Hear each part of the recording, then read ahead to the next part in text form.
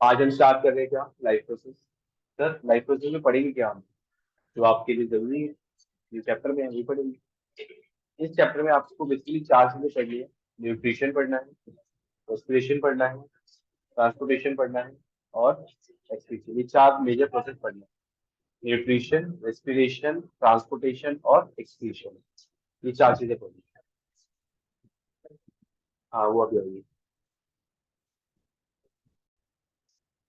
देखो sir, life process में चार चीजें। अब मुझे एक बात बताओ, आपकी बॉडी को मेंटेनेंस के लिए कई सारे प्रोसेस करने पड़ते हैं। आप किसी से पिट के आए तो आपको वो बॉडी को रिपेयर भी करना पड़ता है। उस सबके लिए एनर्जी चाहिए। हाँ चाहिए। किससे मिलेगी? खाने से। तो आहार से आप न्यूट्रिशन लोगे, आपकी बॉडी के अंदर आउटसाइड से इनसाइड ट्रांसफर करोगे ताकि वो कुछ काम कर सके। अब वो आपने खाना खा लिया, क्या उससे आपको एनर्जी मिल गई? नहीं। उस खाने को आपने कन्वर्ट किया, स्मॉलर सिंपलर पार्टिकल्स में कन्वर्ट किया, फिर उसको ब्रेक डाउन किया इन the presence of gases. Mainly क्या होती है? ऑक्सीजन होती है। उस प्रोसेस को क्या बोलते हैं? रेस्पिरेशन।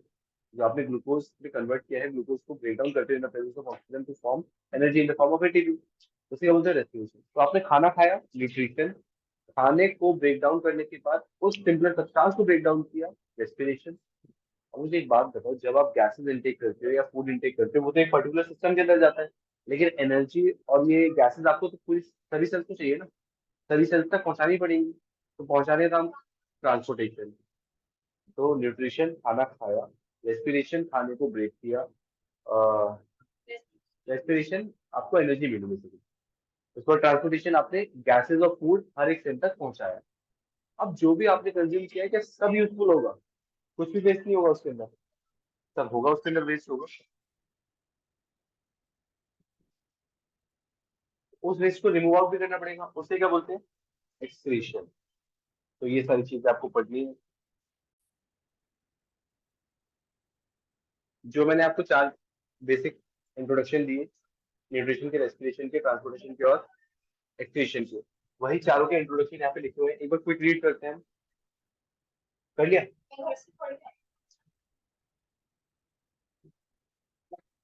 सर ये तो आप पढ़ लोगे ना खुद, इसमें कुछ काम की चीज तो है नहीं। बिल्कुल बिल्कुल। तो देखा, जो मेन है वो यहाँ से स्टार्ट हो रहा है अब आपका। सबसे पहले प्रोसेस पे आ रहे हैं हम, क्या? Nutrition. The source of energy and materials in the food we eat. Sir ये क्या बात कर दी आपने? ऊपर का तो पढ़ो पहले। When we walk or ride a bicycle, we are using energy. Even when we are not doing any apparent activity, energy is needed to maintain a state of order in our body. जब आप कुछ काम नहीं भी कर रहे होते, तब भी आपकी बॉडी कुछ फंक्शन परफॉर्म कर रही होती है। जैसे आप क्लास में बैठ के सो रहे होते हो, तब भी आपकी बॉडी काम कर रही होती है, कुछ चीजें टीचर की सुनाई देती है। हाँ sir. We also need materials from outside in order to grow, develop, synthesize protein and other substances needed in the body. जब आपका ग्रोइंग फेज होता है, तब आप ज्यादा खाना कंज्यूम करते हो, होता है सर। आप ऑब्जर्व करना, आप ज्यादा खाना कंज्यूम कर रहे हो या छोटे बच्चे जो 4-5 साल के हो? आप तो बच्चों को तो स्टैंड लेके देके निपटा देते हो, तो मैं पार्टी भी चाहिए बर्थडे की।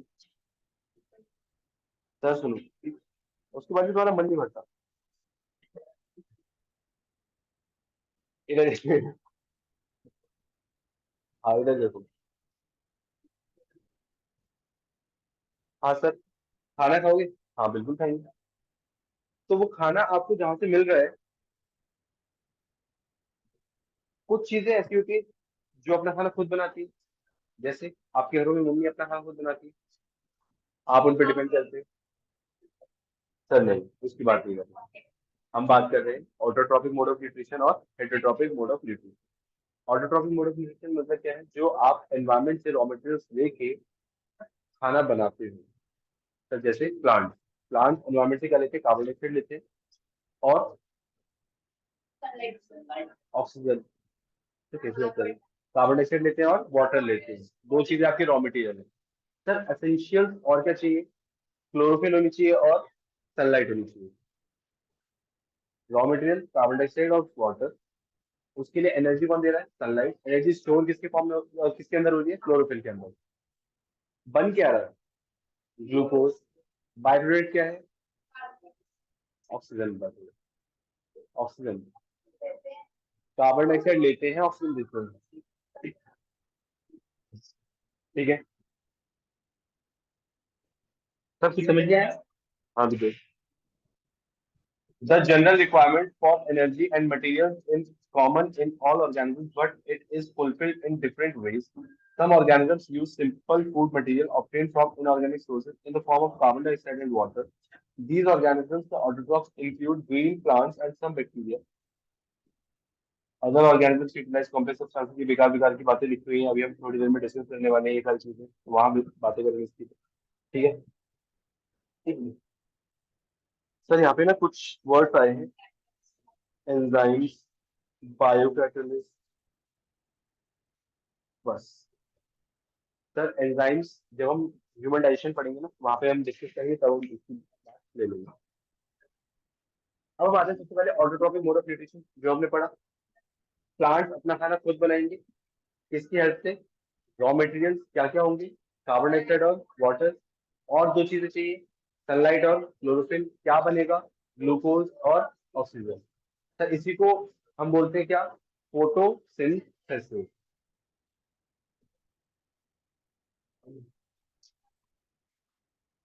देखो, carbon and energy requirements of the autotrophic organisms are fulfilled by photosynthesis. It is the process by which autotrophs take substances from the outside and convert them into stored form of energy. This material is taken in the form of क्या क्या चीजें होती है? Carbon dioxide और water. किसकी presence में होना चाहिए? किस में कन्वर्ट करते हो? Converted into carbohydrate in the presence of sunlight and chlorophyll. तो यहीं से आपको रिएक्शन मिलती है क्या? Carbon dioxide reacts with water in the presence of chlorophyll and sunlight to give glucose. Sir यहाँ पे देखना वाटर भी निकला हुआ है, तो कुछ वाटर भी रिलीज आउट होता है। आपने यहाँ पे, हाँ, इसकी जगह अगर सिक्स कर लेते तो यहाँ से ये सिक्स H2O हट जाएगा। ठीक है। Carbohydrates are utilized for providing energy to the plant. We will study this in the next section. उसमें बाद में बात करेंगे। The carbohydrates which are not used immediately are stored in the form of starch, which serves as the internal energy reserve to be used as and when required by the plants. Sir plants जो अपना खाना खुद बना रहे हैं, क्या जितना बनाया सब खा लेंगे? नहीं, कुछ स्टोर करते हैं। उस स्टोरेज को वो जब उनको रिक्वायरमेंट होती है तब वो यूज कर लेंगे। सेम जैसे हम करते हैं, हम जितना खाना खाते हैं कि सबकी एनर्जी एक ही बार में ले ली? नहीं, जैसे जैसे एनर्जी चाहिए होगी उसे ब्रेक डाउन करते जाएंगे, एनर्जी मिलती जाएगी। ह्यूमंस किसकी फॉर्म में स्टोर करते हैं उसे? ग्लाइकोजन की फॉर्म में। सर आसान भाषा में क्या बोलते हैं इसे? फैट की फॉर्म में स्टोर करते हैं। हाँ सर, प्लांट्स में जो ये फोटोसिंथेसिस हुई, उसके बेसिक स्टेप्स क्या है? सुनना मेरी बात। प्लांट्स ने सबसे पहले क्या किया होगा? लाइट एनर्जी को एब्जॉर्ब किया होगा, फिर उस लाइट एनर्जी को कन्वर्ट किया होगा किसमें? केमिकल में। जब लाइट एनर्जी को केमिकल में कन्वर्ट किया तो और कुछ भी किया उसने? वाटर को स्प्लिट कर दिया किसमें? हाइड्रोजन में और ऑक्सीजन में। सबसे पहले सनलाइट को एब्जॉर्ब किया, सनलाइट को कन्वर्ट किया केमिकल में, फिर वाटर को स्प्लिट किया ऑक्सीजन और हाइड्रोजन में, और कार्बन डाइऑक्साइड को रिड्यूस किया किसमें? कार्बोहाइड्रेट। यही पूरा प्रोसेस था फोटोसिंथेसिस का। सनलाइट एब्जॉर्ब हुई, सनलाइट कन्वर्ट हुई केमिकल एनर्जी में, वाटर ब्रेक डाउन हुआ हाइड्रोजन और ऑक्सीजन में, और कार्बन डाइऑक्साइड रिड्यूस हुई किसमें? कार्बोहाइड्रेट से। तो ये तीन इवेंट्स हैं जो अकर होते हैं ड्यूरिंग द फोटोसिंथेसिस। इंपॉर्टेंट है क्वेश्चन, ये रिएक्शन भी इंपॉर्टेंट है। Absorption of light energy by chlorophyll, conversion of light energy to chemical energy and splitting water molecules into hydrogen and oxygen, reduction of carbon dioxide to carbohydrates. ये question note करना है। What are the events occurring during the process of photosynthesis? और ये तीनों points note करना, along with reaction भी note कर लेना। इन तीनों पॉइंट्स के बाद देखना, these steps need not take place one after the other immediately. ऐसा नहीं है कि जैसे एक खत्म हुआ दूसरा स्टार्ट हो जाएगा।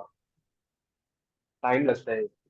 फॉर एग्जाम्पल, अगर हम डेजर्ट प्लांट की बात करें, डेजर्ट, आपको तो पता ही है कि डेजर्ट में वाटर की स्कार्सिटी होती है, और अगर इन्हें गैसेस एक्सचेंज करनी है किसी प्लांट्स को, तो स्टोमेटा ओपन करना पड़ेगा। स्टोमेटा ओपन करेंगे तो फिर वाटर लॉस होने के चांसेस है, क्योंकि हीट तो बहुत ज्यादा रहती है। तो इसलिए ये क्या करते हैं, सनलाइट एब्जॉर्प्शन तो दिन में कर लेते हैं, सनलाइट एब्जॉर्ब करके रख ली उन्होंने, फिर जो कार्बन डाइऑक्साइड वाला काम होगा वो करेंगे रात को, क्योंकि रात को ट्रांसपिरेशन होगी नहीं। तो डेजर्ट प्लांट का क्वेश्चन पूछा जाता है 2 नंबर में या 3 नंबर में, how do desert plants do photosynthesis. Sir देखना, desert plants take up carbon dioxide at night and prepare an intermediate which is acted upon by the energy absorbed by the chlorophyll during the day. Chlorophyll कब absorb करोगे, दिन में, और carbon dioxide का काम कब करोगे, रात में। ये इन्होंने कंपार्टमेंट दे रखे हैं, मतलब आपको स्ट्रक्चर दिखा रखा है किसका, लीफ का।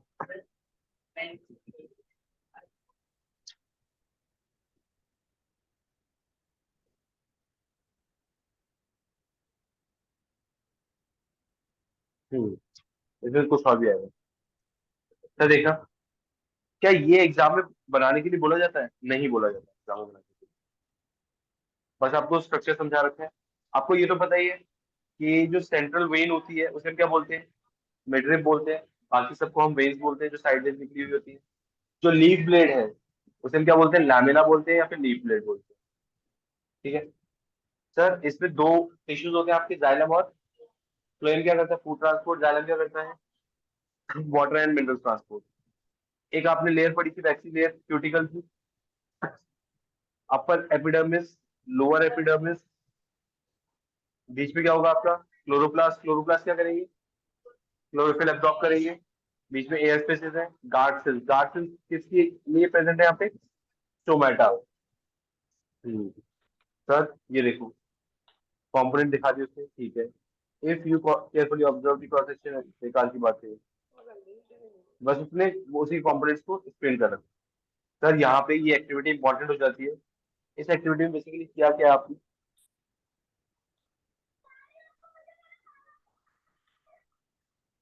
सनलाइट का एक्सपेरिमेंट है। देखो, आपने क्या किया, पॉटेड प्लांट लिया, उसे कुछ दिनों तक अंधेरे में रखा, उसे सनलाइट नहीं मिली। फिर जैसे ही आप उसे किसमें रखोगे, धूप में रखोगे, उसे सनलाइट मिलेगी। कुछ कुछ एरिया में उसने क्या बना लिया होगा, फूड बना लिया होगा। फिर जब आप इसे आयोडीन टेस्ट करोगे, आयोडीन को जब भी आप स्टार्च पे डालते हो, ब्लू ब्लैक कलर का हो जाता है। तो इसमें लीफ में अलग अलग कुछ जगह पे आपको पैचेस मिलेंगे, किसके, ब्लू ब्लैक कलर के। उससे क्या पता चल रहा है कि उस ब्लू ब्लैक कलर वाले पार्ट में स्टार्च प्रेजेंट है। तो यहाँ पे एक्सपेरिमेंट इसलिए किया गया था ताकि ये एस्टेब्लिश किया जा सके कि सनलाइट एक एसेंशियल है किसके लिए, फोटोसिंथेसिस प्रोसेस के लिए। एक इस तरीके से दूसरी एक्टिविटी यहाँ पे कर रखी है इन्होंने, किसने, कार्बन डाइऑक्साइड से। अपने दो पॉटेड प्लांट्स थे, उन दोनों को कवर कर दिया किससे, बेल जार से। एक में आपने पोटेशियम हाइड्रोक्साइड रखा, एक में नहीं रखा। पोटेशियम हाइड्रोक्साइड क्या करता है, कार्बन डाइऑक्साइड को एब्जॉर्ब कर लेता है। तो जिस पॉटेड प्लांट में आपने पोटेशियम हाइड्रोक्साइड रखा होगा वहां से कार्बन डाइऑक्साइड हट गई होगी, तो फोटोसिंथेसिस के लिए क्या नहीं मिला होगा, कार्बन डाइऑक्साइड मिलेगी होगी, तो फोटोसिंथेसिस होगा या नहीं होगा, नहीं होगा। तो आप फिर से उसमें आइडेंटिटी टेस्ट करके देख सकते हो कि एक पॉटेड प्लांट में फोटोसिंथेसिस हुआ होगा, एक में नहीं हुआ होगा। अगर ब्लू ब्लैक कलर आया है तो हुआ है, अगर नहीं आया तो नहीं हुआ। तो ये दो एक्सपेरिमेंट है यहाँ पे, इसका याद रखना है कि पीयूष वाला, आपने दो पॉटेड प्लांट्स ली, उससे बेल जार की कवर कर दिया। एक में आपने क्या कर दिया, पीओएस। पीओएस क्या करेगा, कार्बन डाइऑक्साइड एब्जॉर्ब कर लेगा। अब प्लांट को कार्बन डाइऑक्साइड मिलेगी नहीं तो क्या वो फोटोसिंथेसिस परफॉर्म कर पाएगा, तो यहाँ पे स्टार्च फॉर्म नहीं होगा फर्स्ट वाले केस में। सेकंड वाले केस में ऐसा कुछ रिस्ट्रिक्शन नहीं थी, तो यहाँ पे स्टार्च फॉर्म होगा। जब आप आयोडीन टेस्ट करोगे तो यहाँ पे आपको ब्लू ब्लैक कलर नहीं मिलेगा फर्स्ट वाले में, सेकंड वाले में मिलेगा। तो सुनो, अब यहाँ पे बात करते हैं किसकी, टोमेटो। सर यहाँ से इंपॉर्टेंट है, हाँ, यहाँ से 1-2 नंबर के क्वेश्चन बनते हैं प्लस, और ये डायग्राम से इंपॉर्टेंट। तो देखना, बचपन में आपने स्टोमेटा के बारे में पढ़ा ही है, तो बचपन में हमारा इसका, which are tiny pores present on the surface of the leaf. Massive amounts of gaseous exchange takes place in the leaves through these pores for the purpose of photosynthesis. जो गैसेस है और जो वाटर है, water exchange और gas exchange किसके through होता है? Stomata के थ्रू होता है। मैसिव गैसेस एक्सचेंज हो रहा है यहाँ पे। But it is important to note that here the gases exchange occurs through the surface of stems, roots and leaves as well. Leaf के सरफेस पे भी होता है, स्टेम के सरफेस पे भी होता है, रूट के सरफेस पे भी होता है। क्या हर जगह स्टोमेटा प्रेजेंट है? अलग अलग फोर्स होता है। स्टेम किसके थ्रू करती है? लेंटिकल्स। रूट्स किसके थ्रू करती है? रूट्स डायरेक्टली क्या करती है? डिफ्यूजन करती है। तो देखना, since large amount of water can also be lost through these stomata, the plants close these pores when it does not need carbon dioxide for photosynthesis. Sir obviously बात है, घर को खुला छोड़ोगे तो चोट तो आ ही जाएगी। तो सिमिलरली स्टोमेटा को खुला छोड़ दोगे तो फिर वाटर लॉस होगा। तो जब भी गैसिफिकेशन नहीं करनी तो स्टोमेटा को क्या करके रखते हैं? वो क्लोज करके रखते हैं। The opening and closing of the pour is the function of guard cells. The guard cells swell when the water flows into them, causing the stomatal pore to open. Similarly, the pore closes as the guard cells shrink. जब guard cell shrink कर जाते हैं तो stomatal pore close हो जाता है। जब guard cell swell करते हैं तो स्टोमेटल पोर ओपन हो जाता है। तो ये 2 मार्क का क्वेश्चन इंपॉर्टेंट है, आप नोट कर लो इसे। The opening and closing of the pore is a function of guard cells. The guard cells swell when water flows into them, causing the stomatal pore to open. Similarly, pore closes as the guard cells swell. Sir autotrophs के बारे में जल्दी से समझो, फिर आगे चलते हैं। So far, we have talked about how autotrophs meet their energy requirements, but they also need other raw materials for building their body. Water used in photosynthesis is taken up from the soil as a boost in terrestrial plants. Other materials like nitrogen, phosphorus, iron, magnesium are taken up from the soil. Basically हमने पढ़ा ये xylem क्या transport करता है? Water and minerals transport करता है। Water आपने देख लिया और उसके साथ साथ मिनरल्स भी होंगे, nitrogen, phosphorus, iron, magnesium. Nitrogen is an essential element used in the synthesis of protein and other compounds. Sir nitrogen एक बहुत ज्यादा इंपॉर्टेंट मटेरियल है जो कि यूज किया जाता है किसके लिए? अमीनो एसिड बेसिकली प्रोटीन बनाने के लिए। This is taken up in the form of inorganic nitrates. यहाँ पे आपने एक ऑर्गेनिज्म का नाम सुना होगा बचपन में, क्या? Rhizopus, nitrogen fixation bacteria present in legumes. आपको जब भी दो क्रॉप्स ऐसी ग्रो करनी होती है जिनकी नाइट्रोजन रिक्वायरमेंट बहुत ज्यादा है, उन दोनों के बीच में आप लेग्यूम्स ग्रो करते हो। ठीक है, आपने एक क्रॉप ग्रो की, उसमें नाइट्रोजन कंज्यूम कर लिया होगा, अब सॉइल के अंदर वापस से नाइट्रोजन फिक्स तो करना पड़ेगा, उसके लिए आप लेग्यूम्स प्लांट ग्रो करते हो, ग्राउंडनट वगैरह हो गया, पल्सेस हो गया। Or it is taken up as organic compounds which have been prepared by bacteria from atmospheric nitrogen. तो वो इनऑर्गेनिक फॉर्म में जाएगा, नाइट्रेट और नाइट्राइट्स की फॉर्म में, या फिर वो ऑर्गेनिक फॉर्म में जाएगा, बैक्टीरिया डायरेक्टली कन्वर्ट करते हैं। ठीक है, तो ये था आपका क्या? Autotrophic mode of nutrition. इसके बाद एक मोड आता है क्या? Heterotrophic mode of nutrition. Sir heterotrophic में क्या होगा? ऑर्गेनिज्म दूसरे ऑर्गेनिज्म पे डिपेंड होंगे अपने खाने के लिए। सर जैसे अगर आपके सर में जू हो जाए, तो जू हेडलाइंस तो डॉग्स देते हैं सर, लीड हेडलाइंस हो जाए या फिर टिक्स डॉग्स के अंदर। होता क्या है, वो आपकी बॉडी पे फीड करती है, तो आप उनके लिए क्या हो गए? Host organism. आपकी बॉडी पे फीड कर रही है, आपको हार्म कर रही है, लेकिन क्या आपको मार रही है? नहीं। तो इस मोड ऑफ न्यूट्रिशन को हम क्या बोलते हैं? जहाँ पे एक ऑर्गेनिज्म किसी दूसरे होस्ट ऑर्गेनिज्म को फीड करता है, उसे हार्म करता है, उसके न्यूट्रिशन कंज्यूम करता है लेकिन उसे किल नहीं करता। पैरासिटिक मोड ऑफ न्यूट्रिशन बोलते हैं इसको।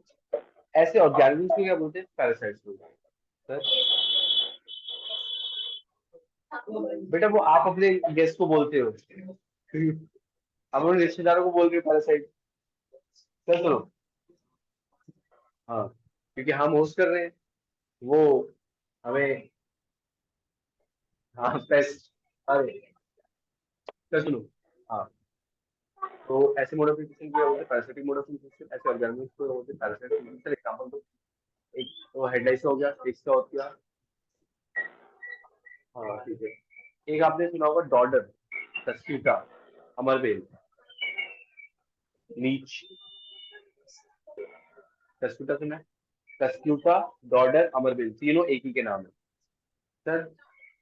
हाँ, वो प्लांट्स पे फीड करता है, आप प्लांट्स पे डाल देते हो तो प्लांट्स को जनरली सुखाने का काम करता है। जिसे प्लांट सुखाने, मतलब प्लांट्स आप अगर काटोगे तो गवर्नमेंट उस पर इशू उठाएगी कि आप पेड़ काट रहे हो। आप क्या, तो वो क्या करते हैं, कस्टम पे डाल देते हैं। तो अब उसके लिए आपके पास प्रूफ नहीं है कि किसने डाला है। अब वो अपने आप ही सूख गया, अपने आप सूख गया तो काटना तो पड़ेगा ना, तो वो इसलिए करता है। आपने अगर इस तरफ गए हो, इस तरफ आनंद विहार वाली साइड, कलकत्ता में आनंद विहार रोड है ना, इस पे कई सारे पेड़ हैं जिन पे डाल रखे हैं मैंने, येलो कलर की होती है, घास टाइप दिखती है। तो दिखाना एक बार, अभी दिखाता हूँ थोड़ी देर में। लीच तो आपको पता ही है। हाँ, लीच तो बताइए आपको क्या असर करती है, ब्लड तक करती है, देखे। हाँ देखे, मैं तुमने कैसे देख लिया। चलो सर, उसके अलावा अब यहाँ तो लिविंग होस्ट पे फीड कर रहा था। कुछ ऑर्गेनिजम्स ऐसे भी तो होते हैं जो dead and decayed organism feed करते हैं, उन्हें हम क्या बोलते हैं, सेप्रोफाइट्स बोलते हैं। और उस मोड ऑफ न्यूट्रिशन को क्या बोलते हैं, saprophytic mode of nutrition. When the organism feed on dead and decayed organism, that is called as saprophytic mode of nutrition. For example, scavengers, mushroom, fungus. Fungus होता है कई सारे फंजाई होते हैं जो डेड एंड, सर ठीक है। अब लास्ट है आपका क्या, holozoic mode of nutrition. Sir holozoic mode of nutrition क्या करेंगे, हम कॉम्प्लेक्स सब्सटेंसेस इनटेक करेंगे, फिर उसे ब्रेक करेंगे सिंपल सब्सटेंसेस। तो जैसे आपने मोमोज खाए,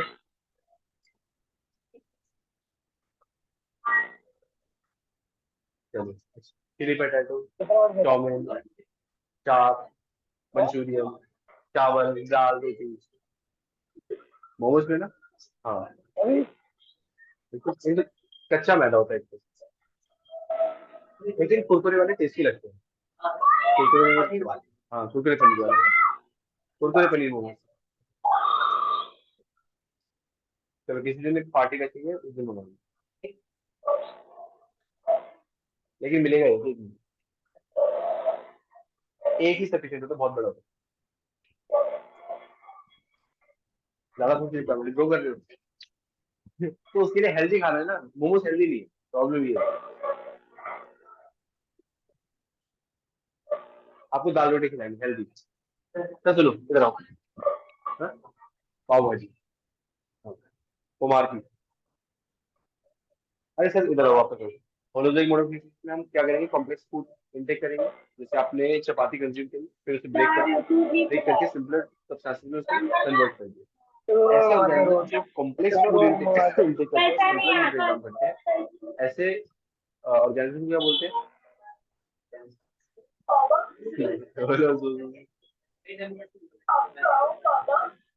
ऐसे मोड ऑफ न्यूट्रिशन को होलोजोइक मोड ऑफ न्यूट्रिशन बोलते हैं।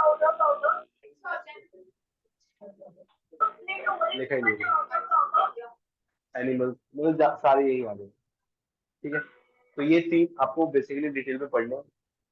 फिर उसके बाद आपका आएगा क्या, डाइजेस्टिव सिस्टम। आज के लिए इतना काफी है, उन्होंने पहले तक पढ़ा है।